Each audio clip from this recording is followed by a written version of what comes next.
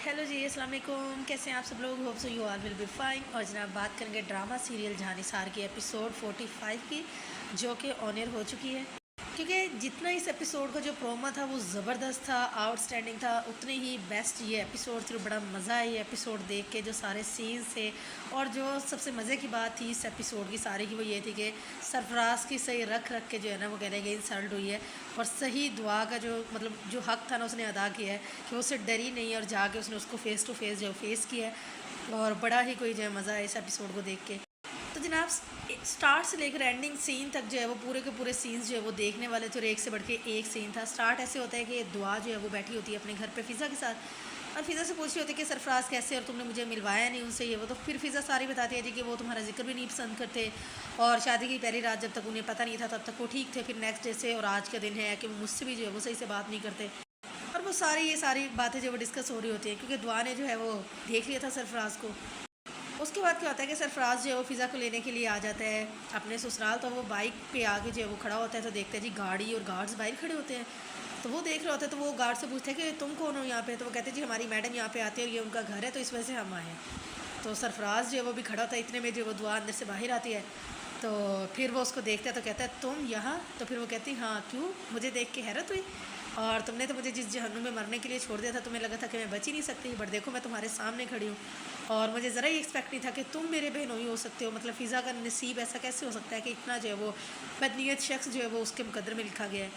खैर दुआ उसको काफ़ी कुछ बोलती है कि तुमने जो भी तकलीफ़ दी है मेरी बहन को, मुझे एक एक तकलीफ़ का जब वो हिसाब बराबर होगा, और तुम जो वो देखोगे। और मैं कोई कल की कमज़ोर फ़िज़ा नहीं हूँ तुम्हारे सामने जो खड़ी है, मैं जो हूँ वो आज की फ़िज़ा हूँ जो बहुत मजबूत और बहुत ताकतवर है।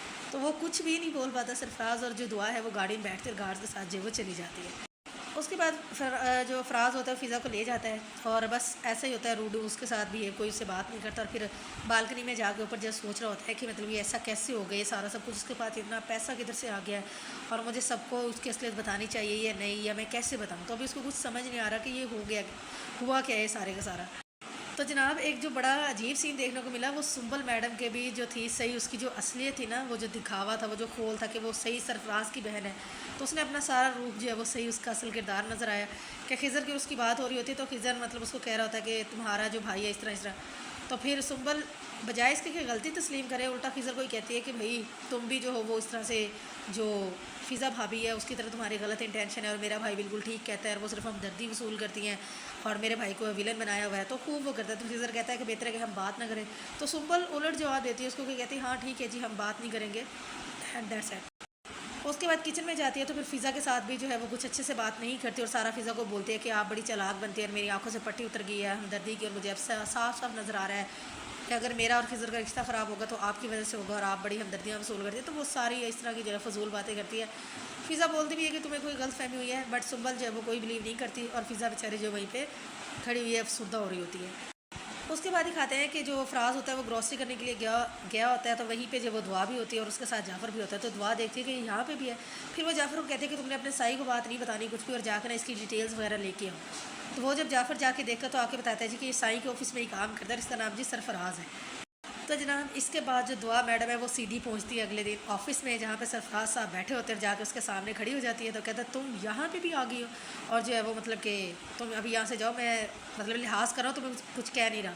तो कहती बोलो, सबको बताओ जो भी तुमने करना है, तमाशा क्रिएट करो, और मैं तुम्हारे सामने खड़ी हूँ, और तुमने जो किया है मैं तुमसे मतलब कि सारा हिसाब किताब लूँगी। तो कहता है तुम्हें मेरा ख्याल है भूली नहीं हो जो तुम्हारे साथ हुआ था। तो कहती ना मैं भूली हूँ और ना मैं तुम्हें भूलने दूँगी जो तुमने मेरे साथ किया था, और तुम्हें उसकी सज़ा मिल के ही रहेगी। और फिर जो है वो फाइनली वो उसको बता देती है जी कि मैं यहाँ पे जो वो नौशेरवा गजनवी की जो है वो वाइफ की हैसियत से यहाँ पे खड़ी हूँ। तो वो और भी जो है वो सरफराज के लिए शॉकिंग न्यूज़ होती है कि ये सब कुछ हो क्या गया है एकदम से। इतने में जो है वो नौशेरवा भी आ जाता है, तो उसको कुछ खास अच्छा नहीं लगता कि फ़िज़ा यहाँ पे कैसे, और सॉरी दुआ जो है वो कैसे आई है।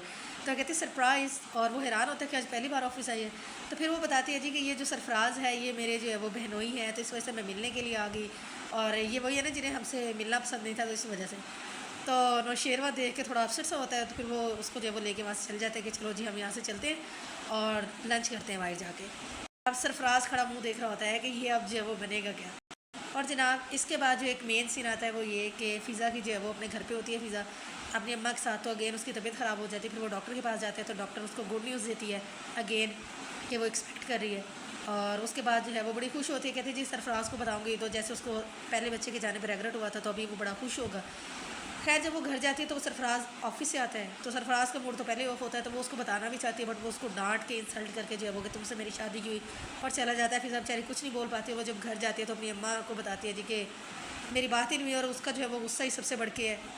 اور جناب اس کے بعد آتا ہے فائنل سین کے جو دعا ہوتی ہے اور جو نوشیروہ ہوتے ہیں وہ اپنے روم میں ہوتے ہیں، تو اب نوشیروہ سے پوچھتے ہیں کہ بھائی تمہارے ابا نے کیا دیکھا سرفراز جیسے بندے میں جو شادی کر دی؟ کہتے ہیں شرافت، کیونکہ جو شریف لوگ ہوتے ہیں مڈل کلاس، وہ شرافت ہی سب سے بڑھ کے ہوتی ہے جس کا کوئی وجود بھی نہیں ہوتا دنیا میں۔ تو پھر نوشیروہ کہتا ہے کہ ٹھیک ہے وہ تمہارا بہنوئی ہے، تم اس سے ملو بٹ اس سے دور ہی رہنا، کیونکہ مجھے وہ بندہ خاص پسند نہیں ہے، اور ایویں کوئی اس نے بدتمیزی نہ کر دے وہ۔ اور حیرت کی بات یہ ہے کہ پہلے اسے ملنا پسند نہیں تھا، اب اعتراض کہاں پہ گیا، اس کو سب پتہ بھی چل گیا، پھر بھی وہ ابھی تک میرا امپلائی ہے، اس نے ریزائن نہیں کیا اپنی جاب سے۔ تو دعا جو ہے وہ اپنے ہی خیالوں میں کھوئی، اس سے ہاں نہ کا جواب دے رہے تھے۔ پھر نوشیروہ کہتا ہے کہ مطلب کوئی بات ہوئی ہے کیا، یا اس نے کوئی ایسا مس بہیو کیا ہے؟ تو وہ کہتے نہیں ایسی کوئی بات نہیں ہوئی۔ تو نوشیروہ اس کو یہ کہتا ہے کہ تم مجھ سے جو ہے وہ بس دور ہی رہنا۔ تو یہیں پہ ایپیسوڈ جو ہے وہ اینڈ ہو جاتی ہے۔ بڑی ہی زبردست اور امیزنگ دبنگ قسم کی ایپیسوڈ تھی، آپ لوگ بھی جا کے دیکھیں، اور آپ کی جو رائے ہو وہ کمنٹ کے اندر ضرور بتائیں۔ مجھے رکھے گا دعا میں یاد، اپنا رکھے گا بہت زیادہ خیال۔ ٹیک کیئر، اللہ حافظ، ٹاٹا، بائے بائے۔